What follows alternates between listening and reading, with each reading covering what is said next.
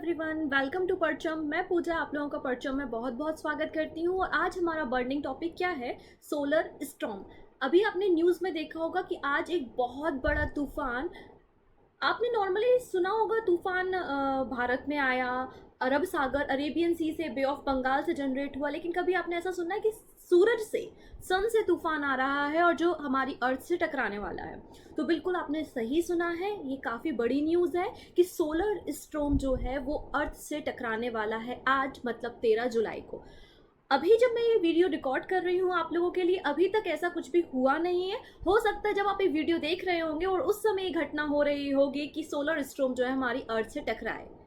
अब प्रश्न ये है कि इतना बड़ा तूफान आने वाला है, हमारी अर्थ पे क्या इफेक्ट होने वाला है, हम पर क्या इफेक्ट होने वाला है, क्या होता है सोलर स्टॉर्म, क्या होते हैं सौर तूफान, इन सारी बातों पे आज हम चर्चा करने वाले हैं। तो जल्दी से एक बार लिंक को शेयर कर दीजिए अपने फ्रेंड्स के साथ, जो लोग भी बर्निंग इश्यूज से अपडेट होना चाहते हैं, ठीक है। और मैं आपको बता दूं कि इसके पहले भी मैंने काफ़ी सारे टॉपिक आपके लिए कवर किए हैं, तो हमारे परचम की एप्लीकेशन पे जाके या प्लेलिस्ट पे जाके आप इसे देख सकते हैं।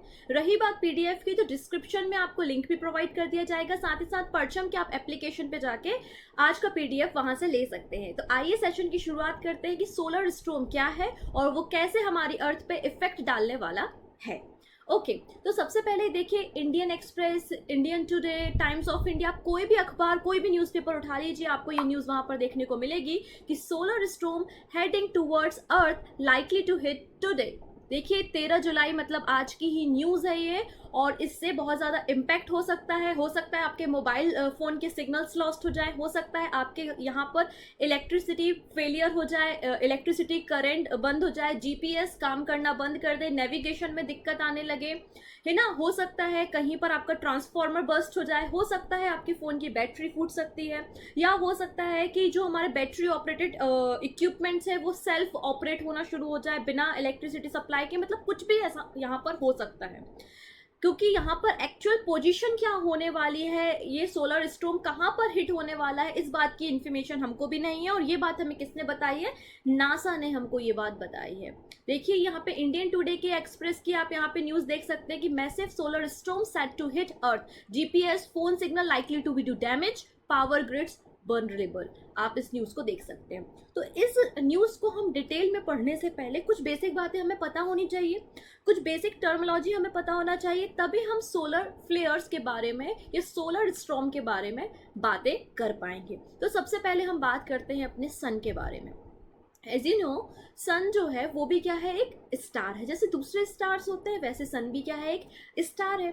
और आपको मैं बता दूं, ये क्वेश्चन कई बार एग्जाम में रिपीट हुआ है कि जो सन होते हैं, स्टार होते हैं, उनमें कौन सी स्टेट होती है? तो वो स्टेट होती है आपकी प्लाज्मा स्टेट। इस बात को याद रखिएगा। आप बोलेंगे मैडम ये कौन सी स्टेट है, हमने तो सॉलिड, लिक्विड और गैस ही पढ़ा है। नहीं बेटा, सॉलिड, लिक्विड, गैस किसी भी मटेरियल की फिजिकल स्टेट होती है, ये बात सही है, लेकिन टोटल जो स्टेट होती है किसी भी मटेरियल की वो 5 स्टेट होती है। मैटर की कितनी स्टेट होती हैं? 5 स्टेट होती है, जिसमें सॉलिड, लिक्विड, गैस तो है, इसके बाद होता है प्लाज्मा स्टेट, और लास्ट में होता है बीईसी मतलब बोस आइंस्टीन कंडेंसेट स्टेट। तो आपके जो सन होते हैं, आपके जो स्टार्स होते हैं, वो सभी कौन सी स्टेट में आते हैं? Plasma state. तो पहला प्रश्न तो यहाँ से आपका यही तैयार हो गया कि सन की स्टेट क्या है, तो प्लाज्मा स्टेट है। अच्छा, सन जो है वो बेसिकली क्या है? क्लाउड है, जो कि गैसों से बना हुआ एक क्लाउड है। और कौन सी गैसेज है यहाँ पे? तो हाइड्रोजन और हीलियम गैस यहाँ पर पाई जाती है। कौन सी गैस है सन के अंदर? तो हाइड्रोजन और हीलियम गैस यहाँ पर पाई जाती है। ओके, ठीक है। अब ये जो सन है, सन का यहाँ पे जो सेंटर होता है उसे कोर कहते हैं। तो कोर का टेम्परेचर बहुत बहुत ज़्यादा हाई होता है। तो आप लोग मुझे कमेंट करके ये बताएंगे कि मुझे, जैसे मुझे फीवर है, मुझे अपना टेम्परेचर मेज़र करना है, तो मैं एक थर्मोमीटर लूँगी और थर्मोमीटर से मैं मेज़र करके बताऊंगी कि मेरी बॉडी का टेम्परेचर क्या है। वैसे ही अगर मुझे अर्थ का आपके सन का टेम्परेचर मेज़र करना है, तो मैं कौन सा इक्विपमेंट या कौन सा इंस्ट्रूमेंट या डिवाइस यूज़ करूँगी, आपको कमेंट सेक्शन में मुझे ज़रूर बताना है कौन सा डिवाइस सन के टेम्परेचर को मेज़र करने के लिए यूज़ होता है। तो सन का जो सबसे इनर पोर्शन है वो कोर कहलाता है, जहाँ पे बहुत ज़्यादा टेम्परेचर हाई होता है। अच्छा, जैसे कि हमारी अर्थ है, हमारी अर्थ में कई किलोमीटर तक जो है वो क्या फैला हुआ है? एटमॉस्फेयर है। वैसे ही अपना सन का भी एक एटमॉस्फेयर होता है जिसको हम फोटोस्फीयर कहते हैं। अगर हम अर्थ से सन को देखते हैं तो हमको जो हिस्सा दिखाई देता है वो क्या कहलाता है? फोटोस्फीयर कहलाता है। ठीक है ना। तो प्रश्न अगर आता है कि बताइए, अगर हम सन को अर्थ से देखते हैं तो हमें कौन सा हिस्सा दिखाई देगा, तो आंसर हो जाएगा फोटोस्फीयर दिखाई देगा। अच्छा, जो हमारा सन है उसका जो आउटर पार्ट होता है, सन का जो आउटर पार्ट होता है उसे कोरोना कहा जाता है। ठीक है ना। अब इस बात को समझिए, ये तो हो गया आपका सन। अब सन के अंदर बहुत सारी गैसेज है। कौन सी गैसेज है? हाइड्रोजन और हीलियम। हाइड्रोजन लगभग 90% है, रिमेनिंग जो है वो हीलियम है। अब हाइड्रोजन और हाइड्रोजन एटम आपस में मिलते हैं और फ्यूज हो जाते हैं। मतलब क्या हो जाता है? फ्यूजन, जिसको आप नाभिकीय संलयन भी कहते हैं या न्यूक्लियर फ्यूजन के नाम से भी जानते हैं। तो दो हाइड्रोजन के एटम आपस में क्या हो गए? फ्यूज हो गए और हीलियम का एटम बनाया और बहुत ज्यादा अमाउंट में एनर्जी को जनरेट किया। तो ऐसी कोई भी रिएक्शन जिसमें बहुत ज्यादा अमाउंट में एनर्जी जनरेट होती है उसको हम क्या बोलते हैं? उसको हम एक्सोथर्मिक रिएक्शन कहते हैं। मैं बता दूं, एक्सोथर्मिक रिएक्शन को हिंदी में हम ऊष्माक्षेपी अभिक्रिया के नाम से भी जानते हैं। तो ये भी क्या है? एक एक्सोथर्मिक रिएक्शन है, क्योंकि इसमें हाइड्रोजन और हाइड्रोजन एटम आपस में फ्यूज होके हीलियम बना रहा है, बहुत ज्यादा एनर्जी जनरेट हो रही है। यही रीजन है कि सन के पास टेम्परेचर इतना ज्यादा है और सन जो है वो इतनी ज्यादा एनर्जी को जनरेट करता है। ठीक है। अब अगला बात समझिए। अब सन में जैसे कि कोई एक पोर्शन है जहां पर हाइड्रोजन और हाइड्रोजन बन के क्या बन गया? हीलियम बन गया। और वहां पर अब हीलियम गैस है तो वहां पर न्यूक्लियर फ्यूजन नहीं हो रहा है। तो ऐसी जगह है जहां पर रिमेनिंग सन के पोर्शन से जहां का टेम्परेचर कम होता है, मतलब ऐसा कोई एरिया सन में जहां का टेम्परेचर क्या है, सन के सरफेस के बाकी एरिया से कम है, ऐसी जगह को आप क्या कहते हो? सन स्पॉट कहते हो। आपने सन को देखा होगा, कहीं कहीं पे ब्लैक कलर के स्पॉट दिखाई देते हैं, उनको ही आप सन स्पॉट्स कहते हैं। इसका ये मतलब है कि उस पर्टिकुलर एरिया में अब एनर्जी को रेडिएट करना बंद कर दिया है, क्योंकि वहां पर न्यूक्लियर फ्यूजन फिलहाल के लिए बंद हो गया है, और ऐसी जगह को हम सन स्पॉट कहते हैं। सन स्पॉट का टेम्परेचर भी जो है वो 6500 डिग्री सेल्सियस के फ़ारेनहाइट के पास मिलता है। ठीक है ना। ये बात समझ में आई। अब समझिए अगली बात। तो ये जो सन का आउटर सरफेस है आप देख सकते हैं। अब मैंने कहा कि हाइड्रोजन और हाइड्रोजन मिलके क्या बना रहे हैं? हीलियम बना रहे हैं, और एक मास एक्सप्लोजन हो रहा है, मतलब बहुत जोर से क्या हो रहा है? विस्फोट हो रहा है, बहुत ज्यादा एनर्जी जनरेट हो रही है। इतनी एनर्जी जनरेट हो रही है कि जब आप किसी न्यूक्लियर बॉम्ब को विस्फोट करते हैं उससे 3 to 4 टाइम्स एनर्जी जो है वो जनरेट हो रही है। तो उसे हम क्या कहते हैं? सोलर फ्लेयर्स कहते हैं, सौर तूफान कहते हैं। क्या कहते हैं? सोलर फ्लेयर्स या सौर तूफान के नाम से इनको जाना जाता है। ये जो सोलर फ्लेयर्स है, मतलब ये जो सन की साइकिल होती है वो 11 साल की होती है, 11 ईयर की सोलर साइकिल होती है। और जब सोलर साइकिल कंप्लीट होती है तो बहुत बड़े बड़े सोलर फ्लेयर्स जनरेट होते हैं। ऐसा नहीं है कि पहली बार अर्थ पे सोलर फ्लेयर आ रहा है या सोलर स्ट्रोम आ रहा है। अर्थ पे कई बार सोलर स्ट्रोम आते रहते हैं, लेकिन अर्थ का अपना खुद का एक डिफेंस सिस्टम होता है, जिसके कारण इन सोलर फ्लेयर का इफेक्ट हमारे ऊपर देखने को नहीं मिलता। अभी हम समझेंगे कि हमारे अर्थ का डिफेंस सिस्टम क्या है। आप ऐसा नहीं सोचिएगा कि राफेल लगा के रखा है या S-400 को लगा के रखा है डिफेंस करने के लिए, नहीं। अभी हम देखते हैं कि हमारी अर्थ का यहाँ पर डिफेंस सिस्टम क्या है, जिससे सोलर स्ट्रॉम का इफेक्ट हमको देखने को नहीं मिलता। आई थिंक आपको सोलर फ्लेयर क्लियर होंगे। अब नासा क्या कहती है? नासा ये कहती है जो मास एक्सप्लोजिव हुआ, एक बहुत बड़ा जो विस्फोट हुआ, उससे बहुत ज़्यादा एनर्जी रेडिएट हुई, यही आपका सोलर फ्लेयर है।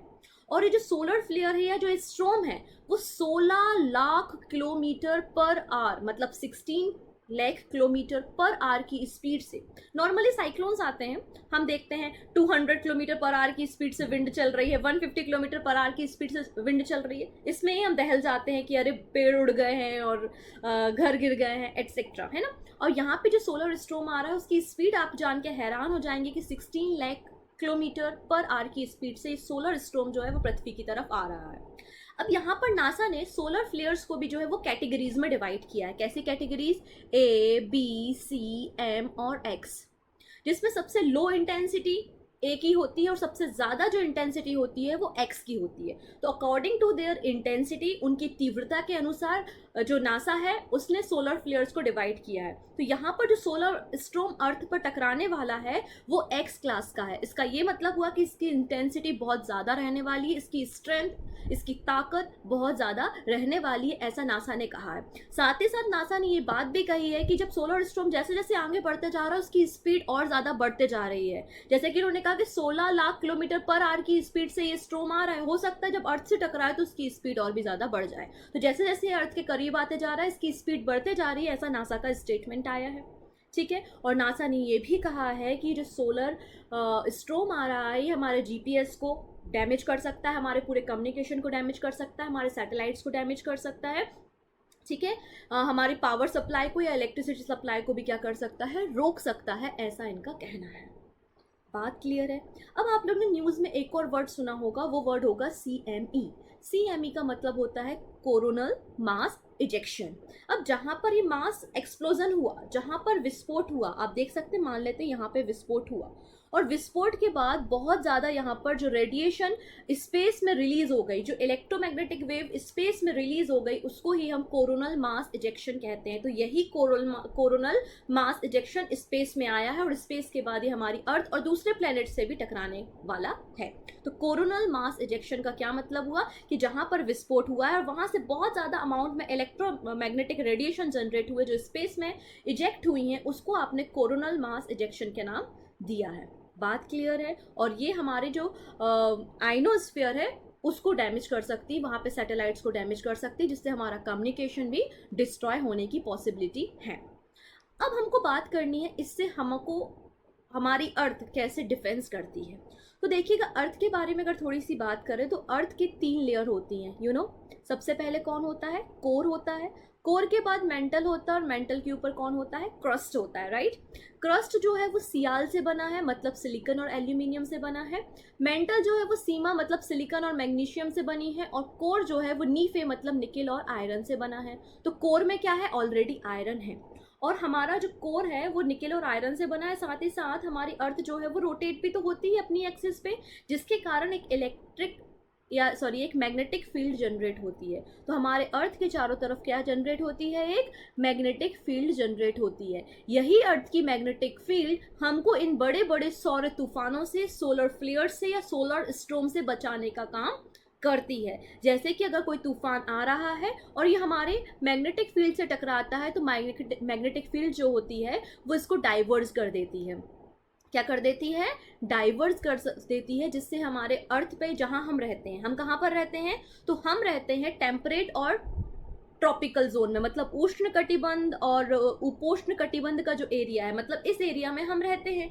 ऑब्वियसली हम पोल्स के एरिया में नहीं रहते, मतलब नॉर्थ पोल और साउथ पोल में हम नहीं रहते हैं, हम इस एरिया में रहते हैं। और यहाँ पर जो आपकी मैग्नेटिक फील्ड है वो काफ़ी स्ट्रॉन्ग है, जो सोलर फ्लेयर्स को टकराने नहीं देती। लेकिन पोल्स में क्या होता है, ये जो इलेक्ट्रोमैग्नेटिक रेडिएशन है वो टकरा जाती है। तो आपको एक बहुत ही सुंदर घटना देखने को मिलती है। उस सुंदर घटना को आप क्या कहते हैं, अरोरा की घटना। अरोरा का मतलब होता है कलरफुल लाइट। इस तरीके से जो कलरफुल लाइट हमको northern hemisphere and southern hemisphere, मतलब north pole and south pole में देखने को मिलती है, इसको ही अरोरा की घटना कहते हैं। अच्छा, नदर्न हेमिस्फीयर में जो अरोरा की घटना होती है उसको अरोरा बोरियोलिसिस कहा जाता है, और सदर्न हेमिस्फीयर मतलब दक्षिणी गोलार्ध में जो घटना होती है उसको अरोरा ऑस्ट्रेलाई के नाम से जाना जाता है। अभी जो सोलर स्टॉर्म आ रहा है इसका इफेक्ट कहाँ पर होगा, तो अगर हम अंदाज़ा लगाएं तो नॉर्थ और साउथ हेमिस्फीयर में, मतलब पोल्स के पास, यहाँ पर इसका इफेक्ट ज़्यादा देखने को मिलेगा। मतलब जो नदर्न हेमिस्फीयर में आपका कनाडा का रीजन है, कनाडा, नॉर्थ अमेरिका, यहाँ पर आपको इसका इफेक्ट देखने को मिलेगा। अगर आप साउथ में बात करो तो पेरू, अर्जेंटीना, ऑस्ट्रेलिया, इन कंट्रीज़ में आपको इस सोलर स्टॉर्म का इफेक्ट देखने को मिल सकता है, ऐसा नासा का कहना है, क्योंकि बिकॉज यही रीजन जो है वो नॉर्थ और साउथ पोल के करीब है, और आपको ये अरोरा की घटना जो है वो नॉर्थ और साउथ पोल में देखने को मिल जाएगी। क्या इसके पहले भी खतरनाक स्टॉर्म आए हैं, तो आंसर है यस, बिल्कुल। देखिएगा, हमेशा ऐसा नहीं है कि हमारा जो डिफेंस सिस्टम है, हमारी जो मैग्नेटिक फील्ड है अर्थ की, वो हमको हमेशा प्रोटेक्ट करे। कई बार मामला थोड़ा सा गड़बड़ भी हो जाता है। जैसे कि 1989 की बात करें, जब सोलर स्टॉर्म आया था, तो आपको मैंने बताया कि साउथ पोल और नॉर्थ पोल के पास ही इनका इफेक्ट ज़्यादा देखने को मिलता है। तो आपके नॉर्थ पोल में मिलेगा आपको कनाडा। तो कनाडा में एक शहर है जिसका नाम है क्यूबेक सिटी, वहाँ पर 12 घंटे पावर जो इलेक्ट्रिसिटी सप्लाई थी वो बंद थी इस सोलर स्टॉर्म के कारण। तो ऐसे कई बार हमारा जो मैग्नेटिक फील्ड है वो सही तरीके से काम नहीं कर पाता, या इतनी तेज स्ट्रॉन्ग वेव्स आती है जिसके कारण हमारा मैग्नेटिक फील्ड जो है वो डिस्ट्रॉय हो जाता है, और हमें ये घटनाएं देखने को मिलती है, जैसा कि 1989 में देखने को मिला था। ठीक है ना। अब हम क्या कर रहे हैं, भारत क्या कर रहा है, तो भारत अपना एक मिशन लॉन्च कर रहा है नेक्स्ट ईयर, जिसका नाम है आदित्य L1। अब आदित्य L1 क्या करेगा, ये इसरो का पहला ऐसा मिशन है जो सन की स्टडी करेगा, सन के कोरोना की स्टडी करेगा, सन में सोलर स्टॉर्म कैसे आते हैं, सोलर फ्लेयर कैसे आते हैं, इनकी साइकिल क्या होती है, इसका इफेक्ट क्या होता है, इन सभी विषयों पे सन की स्टडी करने के लिए हम अपना एक अगला सैटेलाइट लॉन्च करने वाले हैं जिसका नाम है आदित्य L1। तो इसको भी आपको याद रखना है कि आदित्य L1 इसरो का पहला सन मिशन होने वाला है। इसरो की बात करेंगे तो आपको मुझे बताना है वर्तमान में इसरो के अध्यक्ष कौन है, who is the president of ISRO, Indian Space Research Organisation, जिसकी स्थापना 1969 में हुई थी, राइट। इनके अध्यक्ष का नाम, इनके प्रेसिडेंट का नाम आपको कमेंट सेक्शन में बताना है। तो आपको मैंने अभी तक 2 क्वेश्चंस पूछ लिए हैं, ये थर्ड क्वेश्चन है आपका question of the day. What is the period of the solar cycle, 10 year, 12 year, 11 year या इनमें से कोई नहीं। आपका जो भी आंसर है आप कमेंट सेक्शन में जरूर बताएगा। आई होप आपको समझ में आया होगा कि सन स्पॉट क्या होता है, सोलर फ्लेयर्स क्या होते हैं, कैसे ये जनरेट होते हैं और हमारी अर्थ पे कैसे इफेक्ट कर सकते हैं। इसी प्रकार के नए बर्निंग इश्यूज के साथ मैं आपके साथ दोबारा मिलूंगी। तब तक के लिए थैंक यू सो मच और अपना ध्यान रखिएगा। Take care, bye bye.